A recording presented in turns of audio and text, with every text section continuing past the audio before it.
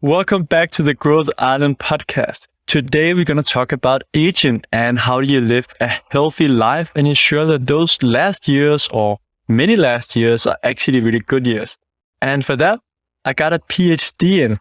She has a PhD in molecular biology from Newcastle University. It's Nichola Conlon.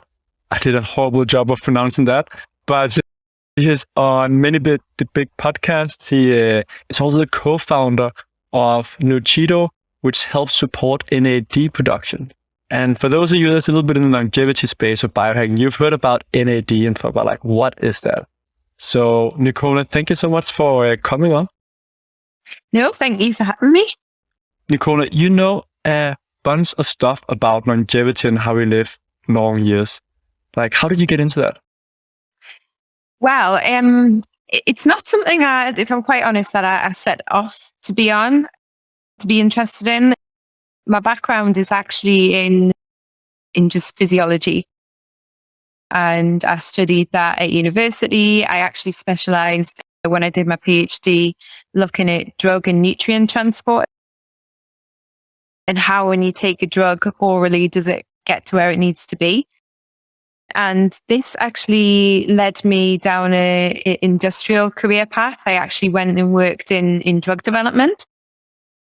And while I was working in drug development, that is when I became aware of this whole idea of this sort of aging field and studying the biology of aging, because there was starting to be sort of rumblings within the pharmaceutical community that there was a possibility that one day we might develop a drug that would actually slow aging.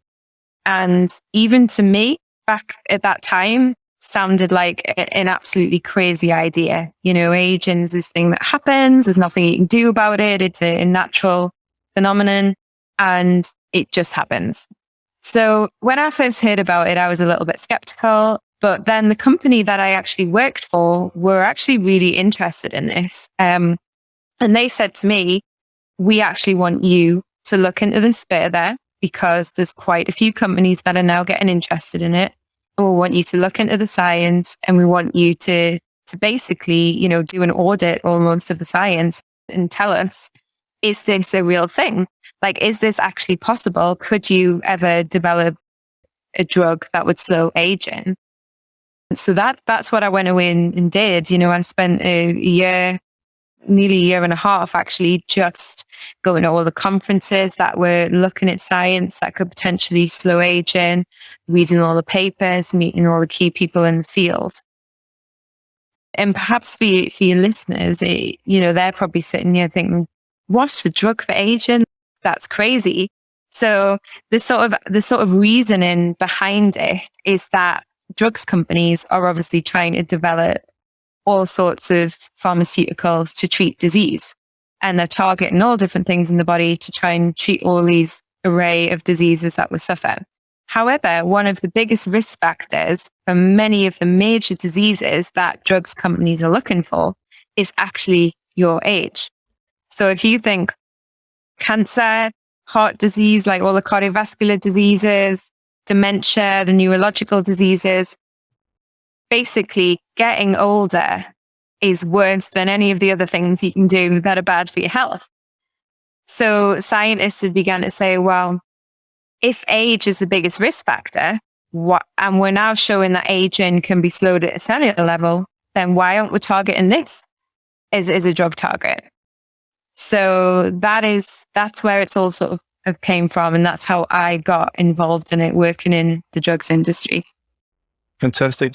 It's fascinating with this new paradigm of aging potentially being a disease, something we can slow down. When I first read Dave Sinclair's book, Dave Sinclair from Harvard, the ones that doesn't know about him, where actually goes in and discusses like it might actually be a disease. And as you said as well, if we can target aging, then cancer and many other things are not as important to focus on. Like if we optimize for that, how many extra years will we actually get compared to targeting aging, which is fascinating. And more researchers like yourself are getting into this space, which is fantastic to see. Like we're still at the early stage of this, you could say, but there's so much money being put into research now. Yeah. Since I got involved, it's really grown exponentially. So I'd say over the last sort of definitely 5 years, maybe it's a bit beyond that, but it really has taken off in terms of the funding that is now becoming available. And we really still are at the earlier stages, even as close as probably 10 years ago, a science researcher would have never wrote on a scientific grant that they were trying to cure aging, because people would just laugh at them and be like, go and work on cancer or something useful. People had to almost do this in secret because it was, there wasn't enough evidence, although people had the thought that it was possible.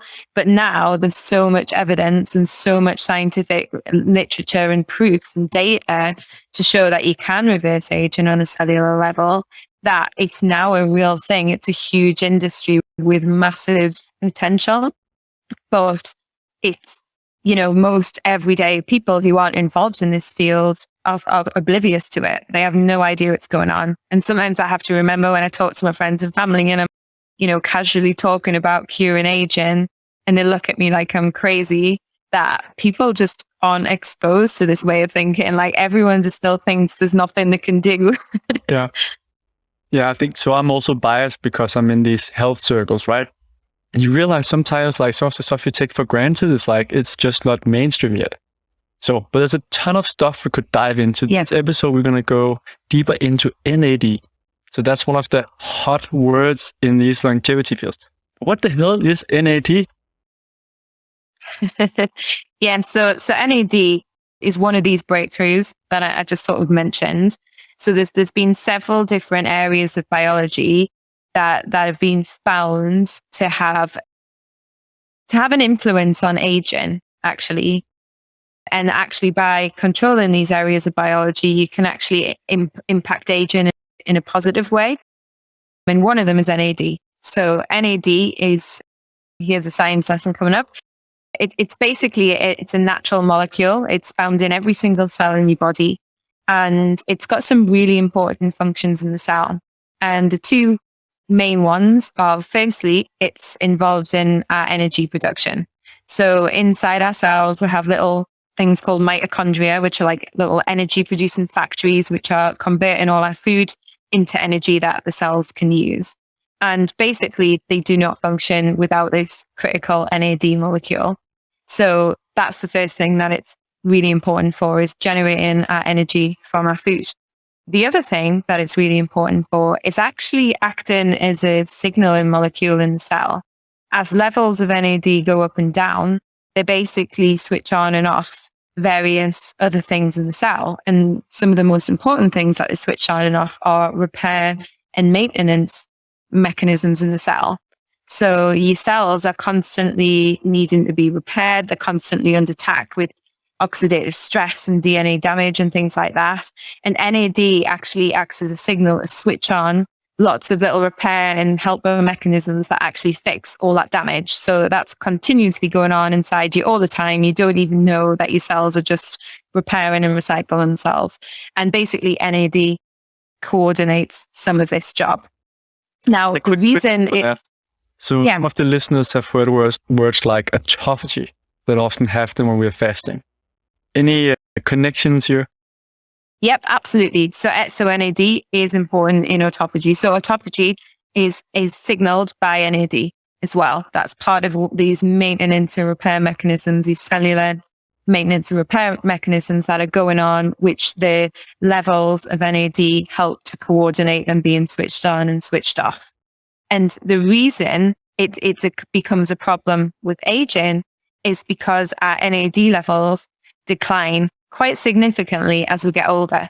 So when we're born, we have really high levels, but as we get, to midlife, they've dropped quite a lot. So as we get to elderly ages, there's really not very much NAD left at all.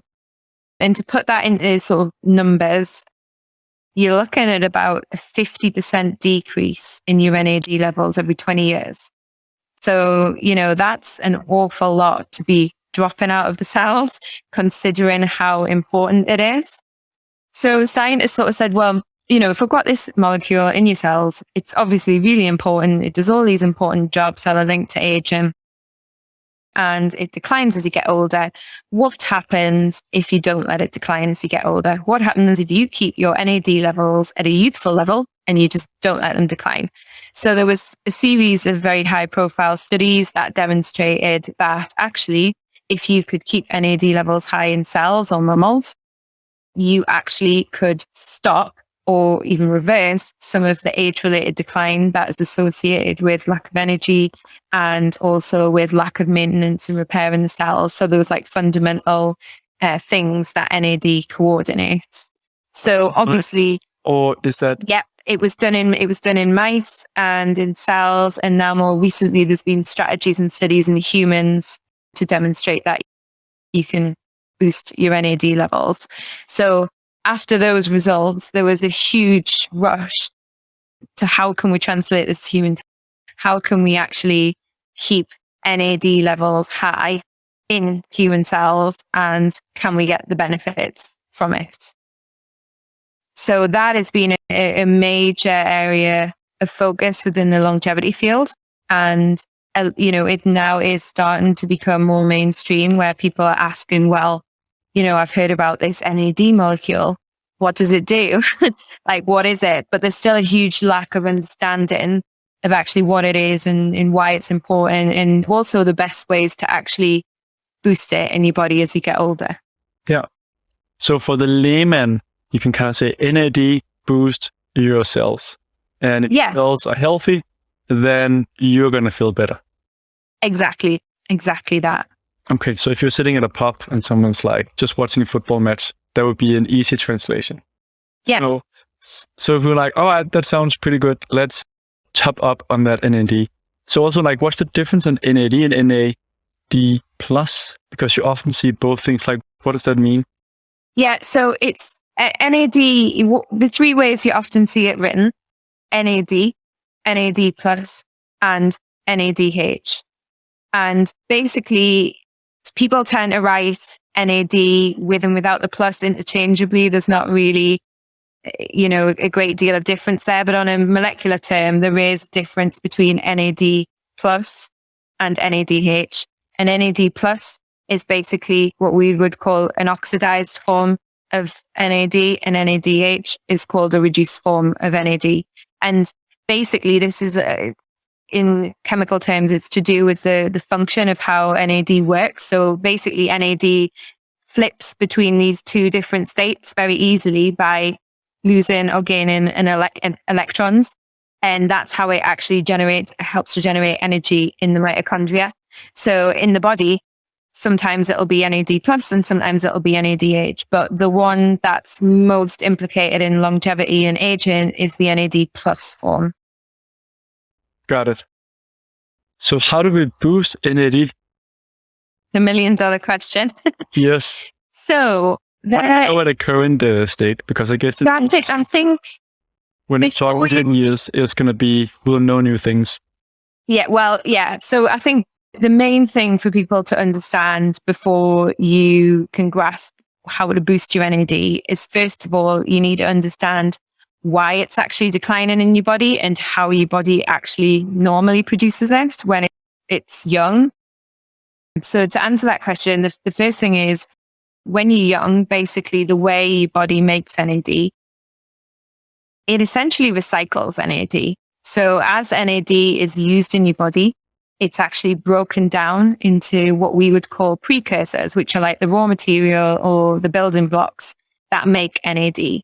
Because one thing to consider is NAD is so important in your cells that your cells make their own NAD because they can't rely on it coming from external sources. They rely on just having a continuous supply. So they don't want to risk waiting for you to eat something that has NAD in it. So basically your cells are continuously making NAD. They're breaking it down by using it up back into the raw materials, which the cell then recycles straight back into fresh NAD again. And in young, healthy cells, that is the predominant way that NAD is actually made. Now, as you get older, unfortunately, the ability for your cells to actually make and recycle NAD declines. So this has now been well studied, and it's found that this is one of the major causes of NAD decline. So your cells simply can't keep up with that demand anymore. The other thing is that as you get older, you also have more damage in your cells. Your cells are less efficient at repairing things. So there is actually a higher demand for NAD because all of those repair mechanisms that are using up NAD need more. So this is sort of two bad things going on at once. Not only have you got the cells have a higher demand for NAD, so they're using more and breaking it down, that recycling pathway that would normally flip that back into fresh NAD again isn't working. So it's kind of, you've got this demand and your body just can't fulfill it. So it kind of makes the whole situation even worse. So they're the two key things to remember. So if that's the reason why it's declining, the obvious way to try and fix that is actually go, well, can we fix that recycling pathway in the cell? Is there a way that we can switch back on that pathway, that recycling pathway, so the cell is young and efficient at making its own NAD again like it did when it was younger? And that is the best strategy, basically, to try and fix those broken NAD levels. Unfortunately, there's a lot of other strategies that are also out there. And what they focus on doing is actually just supplying the cell with more raw material.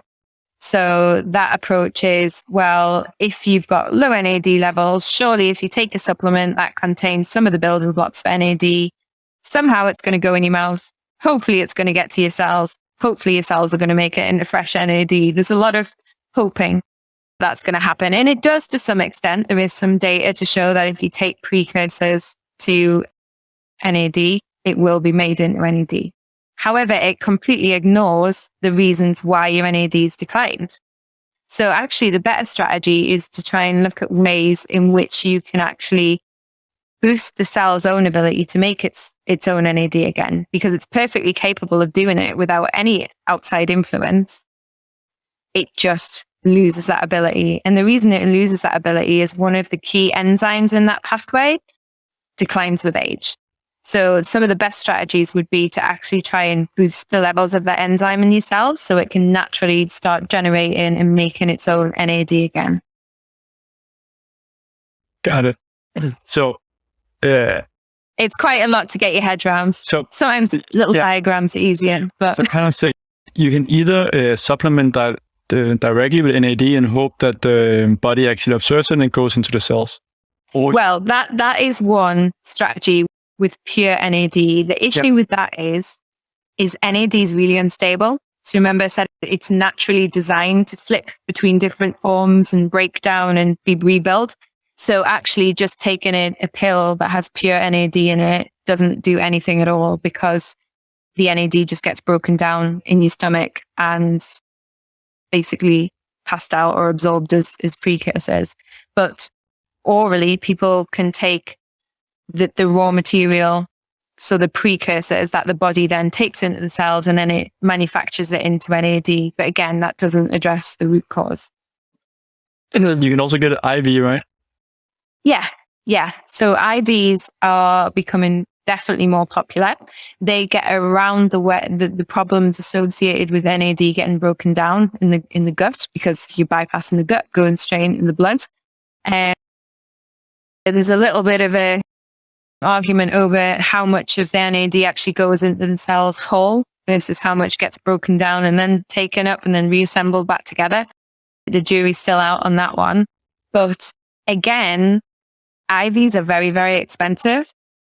The issue with IVs is that if your cells can't recycle NAD when it's been broken down, you're going to pay an awful lot of money to have some NAD put into your cells that the cells can then use once, but then they can't recycle it. Whereas if you had that pathway, that recycling pathway working really well, the cells could actually continue to benefit from that IV NAD, because once it's in the cell, it can be used, it can be recycled, it can be used again, it can be recycled, but only if that recycling pathway is actually working and fully functional.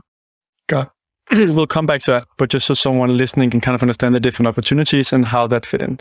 But the IV, just to put a word on that, that's basically when you get a needle in and it gets injected directly in your body. So those are some of the ways. And then you say like, but we could also instead actually work on how do we fix the body's own ability to produce NAD and how do we support that?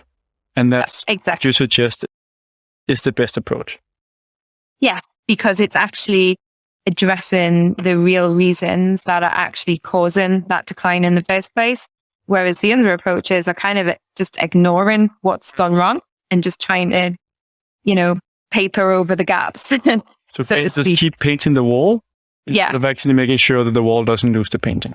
Yeah. And I often use an analogy about a factory to help people understand things. So imagine that your cell is a factory and it makes NAD. And for some reason, this factory has become really inefficient. So, it's at 50% efficiency. And the manager's like, how are we going to increase efficiency? And he's standing in the factory and he's looking and he's saying, well, I can see that the machines are broken. I can see that I'm short-staffed. I can see that the pipes are leaking. But I know what I'm going to do. I'm just going to order some more raw material and hope that increases production.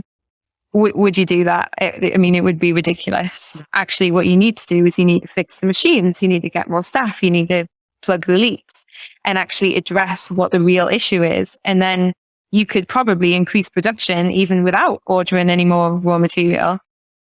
So it's kind of getting people to think of it in that way. Yeah. So when I was looking at some of your material online, you also talk about natural ways of actually increasing this. So one thing is that you started this company that can help with, but you actually talk about several things and not just only your product. So what are some of the ways that we can naturally boost NAD? So one of the best ways is looking at fasting, which I know you briefly mentioned earlier. So NAD levels, can naturally fluctuate according to, what you're eating. NAD can almost be measured as a sort of link between energy stress and NADs in the middle. And then you've got the cells. So the NADs going up or down depending on how much energy stress the cell has. Because if you think about it, if that cell is in energy stress, so you're fasting, you've got no nutrients coming in, the cell kind of needs to say, right, there's energy stress here. We're not going to get a new supply of amino acids or whatever we need to build new things. Therefore, the cell is going to have to be resourceful. It's going to have to repair things. It's going to have to recycle things. And therefore, let's put NAD up so it switches on all those things and we're not being wasteful. However, if you're eating burgers for breakfast, lunch, and dinner, and you've got an abundance of energy coming in, your NAD levels are dropping, it's saying to the cell, do you know what? Do what you want. Don't need to repair ourselves. Got loads of energy coming in. Like, our body's not in danger. What's the point in trying to fix it? So that's one way that NAD can fluctuate with fasting. The other thing is exercise.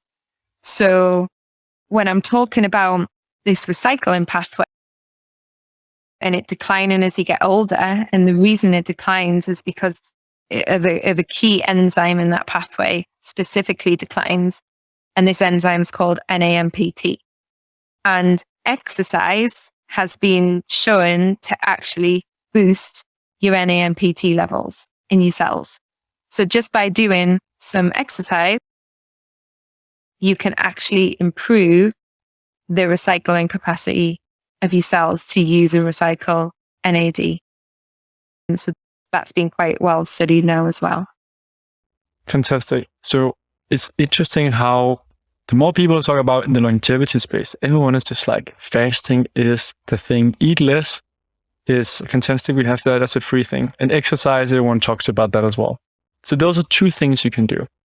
You also produce a product that can actually help with this. Tell me some more about that. And you're doing a study right now where you're actually getting tested and shown that it increases the levels of NAD. Yeah. So basically the reason I founded Nuchido was from working in drug development. I obviously had this experience of the things that were possible in the aging field. And obviously there was this big push to look for drugs that would affect these things, these areas of biology. However, drug development has got a lot of red tape. It's very difficult to get things to market. It takes a long time.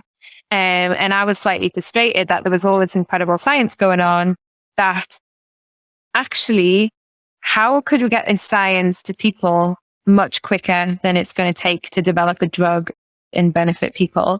And what we'd often find was that there were a lot of natural ingredients that actually worked just as well as drugs, but drugs companies weren't interested in them because they couldn't own them or patent them or make the big money out of them like they were aiming to do. So basically, our company was founded to basically take our scientific credibility and expertise from drug development, but bring it into the world of supplements, which quite frankly can be a little bit of the Wild West and has a little bit of distrust with consumers, understandably, actually, because there are some supplements out there that are questionable. However, we wanted to change that. We wanted to bring science-backed supplements out, and NAD was one of the first things that we chose to look at. And when we looked at all the literature around NAD and the reasons that it was declining in the cell, the thing that became obvious to us was you need to fix that recycling pathway. So our supplement is basically designed to do that. So unlike the other supplements out there, which are just putting the raw material in, our supplement is different because it actually boosts the levels of the enzyme that recycles NAD in the cell when it's been used up and recycles it back into fresh NAD again. But not only that, one thing that we're passionate about is that biology is complex, and often there's not just one thing that's going wrong in biology. There's normally multiple things. And as we know with NAD, as I've just explained, not only is your recycling going down, but you're also using more. And quite often you're using it wastefully. And this is also well published now. So we have other ingredients in our product that actually block some of this waste of NAD, some of these processes that are actually using up NAD unnecessarily. So we, rather than just ignoring all those different little problems that are going on, our product is basically designed to address each part of the system that needs fixing in the cell. Fascinating. So I saw that you have some studies, or you're working on some studies where it was like an increase of 200 and something %. Yeah. And so that was our pilot study. So one of the benefits of going into supplement development is that the ingredients that we were choosing to use were all what are called generally recognized as safe. So they're already approved for human use, which means that you can just sort of cut out a whole huge chunk of development time and actually test them straight away in humans, which, that's what we want to test them in. If it's humans that are going to be taking them, we'd only be testing them in mice, because we know that doesn't always translate. So we went straight into human studies, and we had 2 human volunteers, and they both took the supplement that we developed for 16 days. And basically it increased over the 16 days by an average of 242% their NAD levels above baselines, above what they started with. So that's quite a significant increase when you compare with supplements that are published data that only use the precursor approach, which generally give about a 40 to 60% boost in NAD levels, which is obviously something, but 242% is significantly more. And we believe the reason that it is better is because, again, you're just addressing the root cause of that decline and actually fixing the problem. So that was our pilot study. We now have a larger study of 24 people. This is a double-blinded, placebo-controlled crossover study, because my background is in drug development, so I'm passionate about having some real good controlled testing. And we should have had the results for this ages ago, but because of COVID and the way the world is right now, everything's shut. That's been delayed, but we're hopeful that we'll be able to get that study tied up soon and get some results. And in that study, we're looking at various different things. We're not only looking at NAD levels, but we're actually looking at what are the things is that doing in the cell for the health of the cells of these people, to show that having higher NAD levels does actually benefit cellular health. Got it. I really look forward to seeing that research coming out.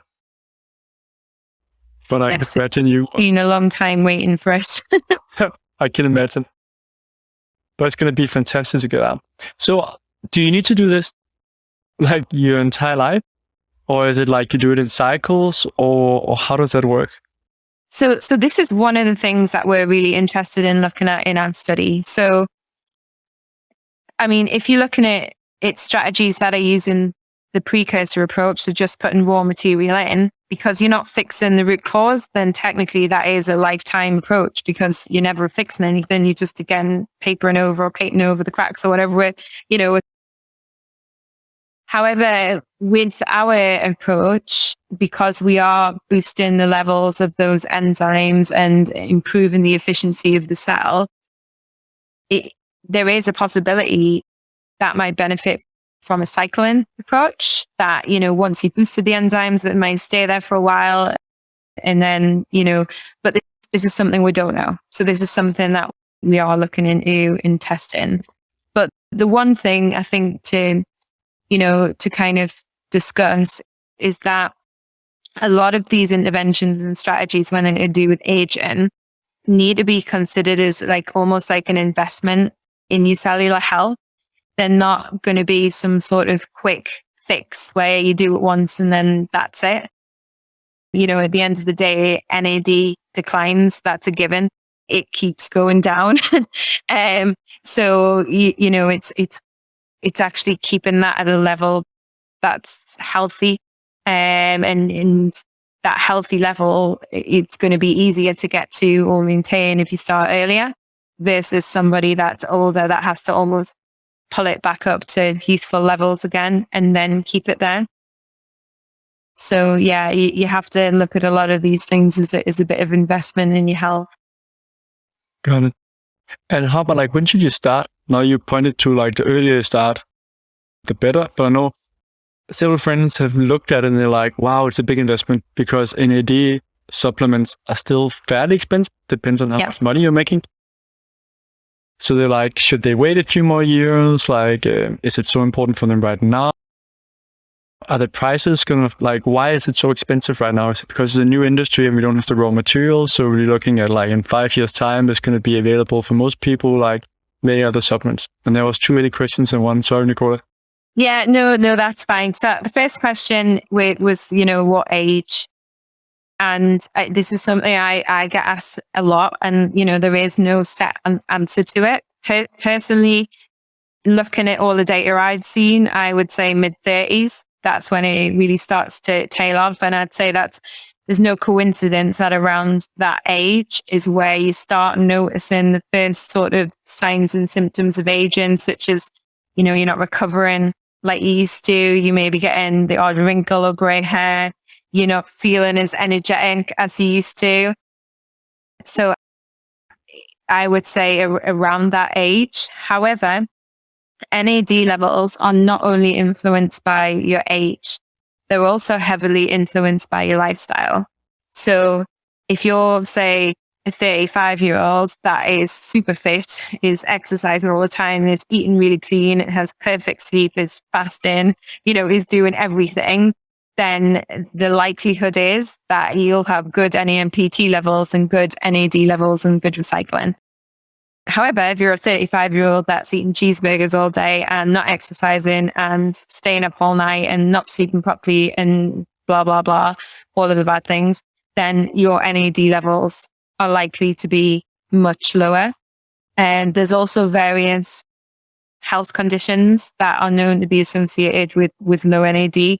Again, things that are generally associated with a poor lifestyle, like obesity, and also like metabolic diseases like fatty liver and diabetes, those types of diseases. People tend to have a lower baseline NAD level regardless of their age. Possible to go to a doctor and get your NAD level measured? Because then you could be like, okay, like there's a million things that I can do for longevity and good health. Where should I put my money? Unfortunately not. I think if you went to your doctor and asked to have your NAD levels measured, they wouldn't even know what you were talking about. If I'm quite honest, at least in the UK, they would have absolutely no idea. And that's because, it's these ideas, these biohacking interventions, and that we would refer to them as, and these new anti-aging, if you want to call it that, things are just so far removed from the forefront of medicine, which is definitely not preventative. It's reactive. It's, you go to your doctor when you're sick to have something measured in your blood that's probably elevated because you're sick. You don't go generally to check that something's within a normal range. At least in the UK, we don't. But the key thing with NAD is it's difficult to measure. So it's but not. You measure it in your studies. Yes, we do. Yeah. So it's not, when I say it's difficult to measure, it is a blood test, but it's not available as a standard consumer test. And that's again because NAD is really unstable. So it's not something that you can just take a finger prick, put some blood in a vial and post it off and then get some results back. When we do these tests in our labs, in our clinics, we basically have to take the blood.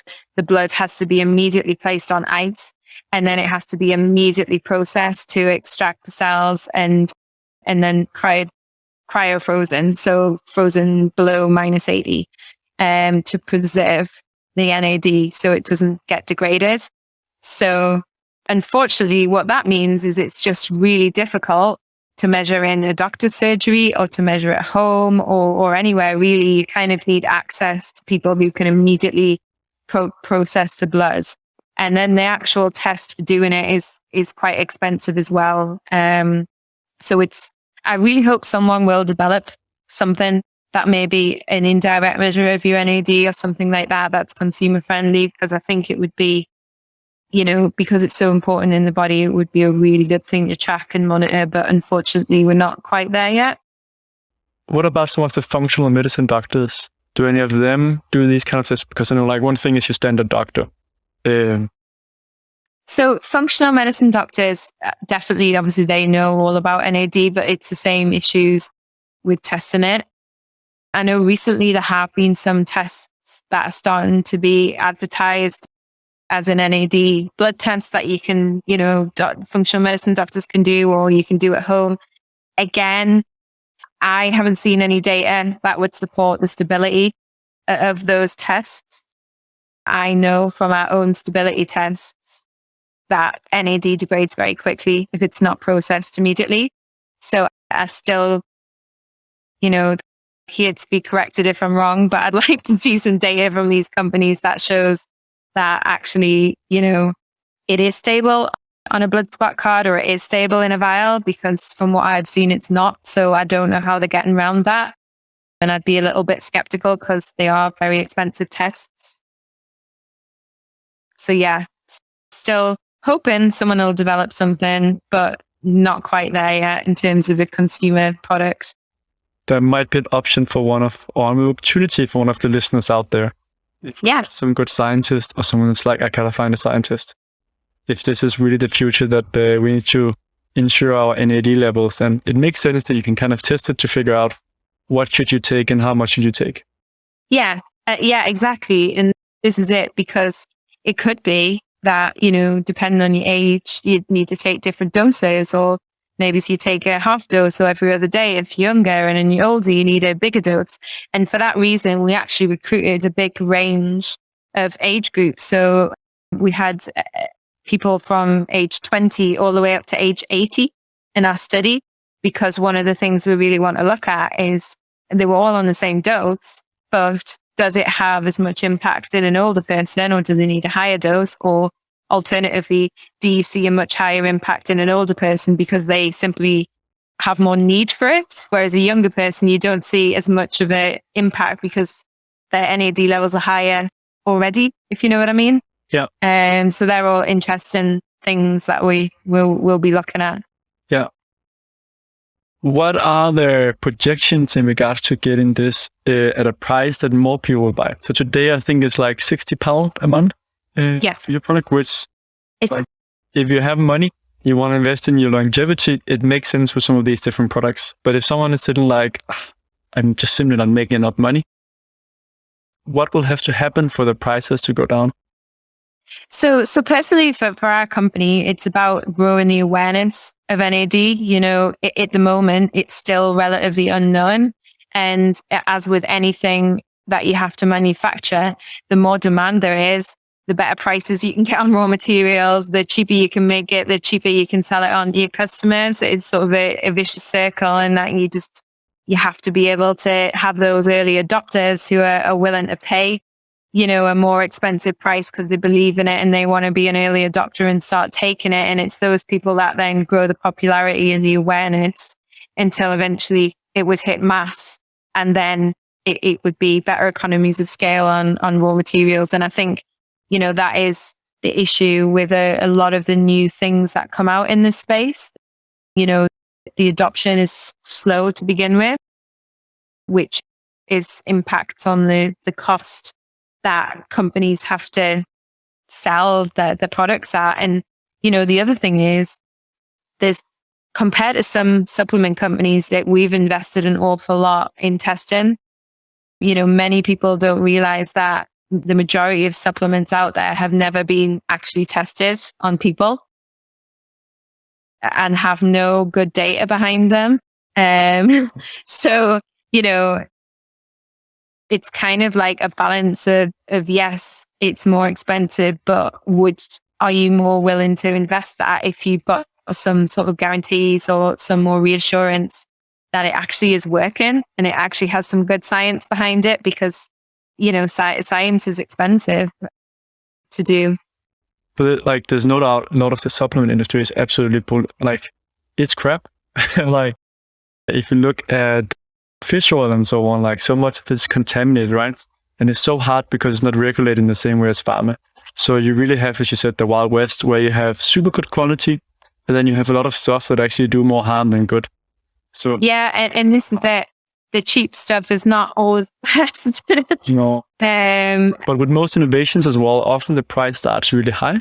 Just the Tesla and different things. And then, DNA test was $1 billion for the first one, right?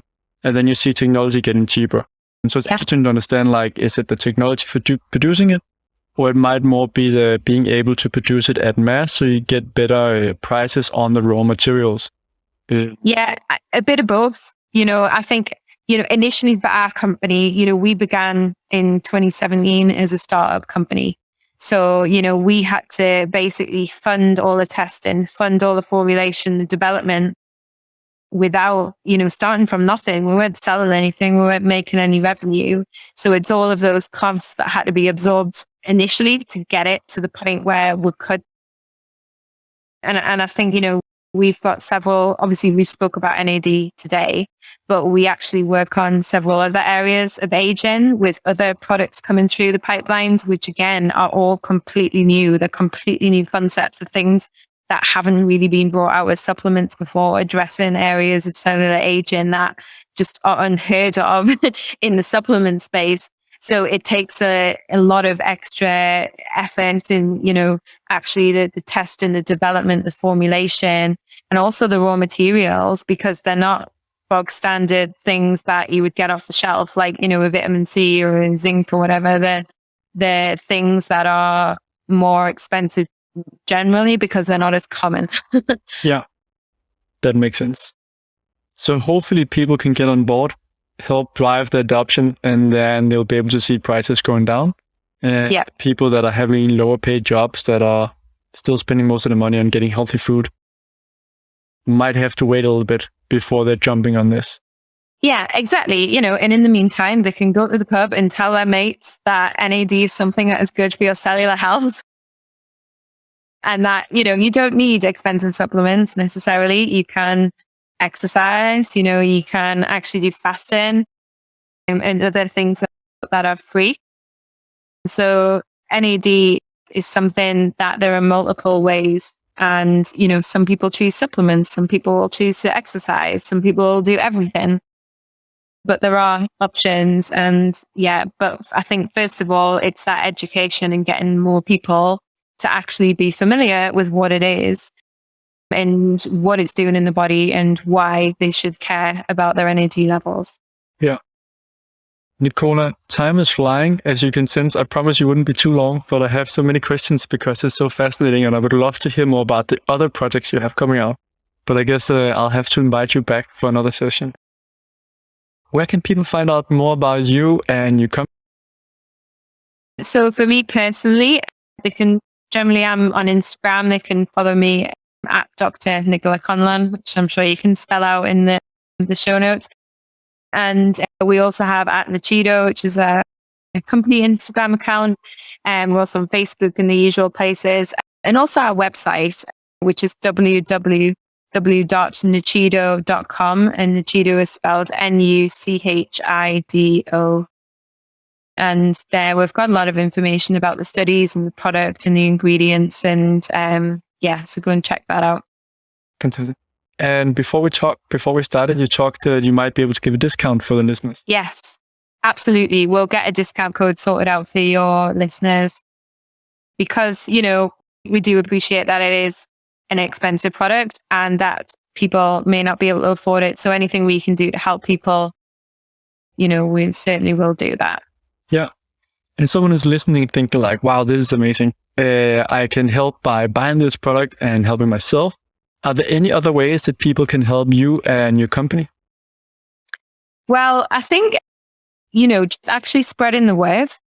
And so if hopefully people have learned something by listening to this today. So, going and talking to their friends and family about it and actually, just trying to spread the word and educate people about what NAD is and why it's important. And also have those conversations with people about aging and about actually, did you know it's not inevitable? Having those conversations about aging as a disease, like what do people think about that? Because generally, I can tell you from experience, it's a very controversial subject when you first bring it up because people have this mindset like there is nothing you can do about aging. Like, how dare you try to play God or whatever. But when you start talking to people and say, well, actually, like, just think about all of those diseases that you might have saw your parents or your grandparents suffer from, like cancer or dementia or all those awful things. Like, what happens if I told you that there was actually something you could do about that to reduce your risk of all of them? And then normally people start listening and saying, okay, like, tell me about it. And then, you say, well, actually aging's the biggest risk factor. So what happens if you target that? And then, well, you can't do that. That's crazy. But then you go, well, actually, there's so much scientific evidence that you can do that. And then there's loads of books out there you can read that tell you all about it.